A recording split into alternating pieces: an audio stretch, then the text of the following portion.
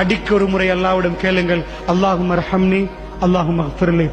அல்லாஹ்விடம் ரஹ்மத்தை கேளுங்கள், அல்லாஹ்வுடைய மன்னிப்பை கேளுங்கள். ரசூலுல்லாஹ் கடைசியா கேட்ட துஆ அதைத்தான் ஆயிஷா ரலியல்லாஹு சொன்னார்கள். என்னுடைய மடியில் ரசூலுல்லாஹ் துஆவை நான் சூரத்துல் குல் சூறாக்களை ஓதிக்கொண்டு ரசூலுல்லாஹ்வுடைய கையை எடுத்து தடாவிக்கொண்டே இருந்தேன்.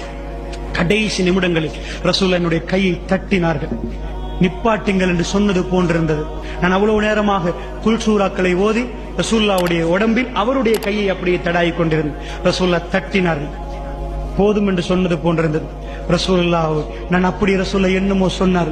நான் காதை கொண்டு போய் வைத்தேன். அல்லாஹும்ம அர்ஹம்னி, உன்னுடைய அருள் வேண்டும் யா அல்லாஹ் என்று கேட்டார்கள். அல்லாஹும்ம அக்ஃபிர்லி, யா அல்லாஹ் என்னை மன்னித்து விடு என்று கேட்டார்கள்.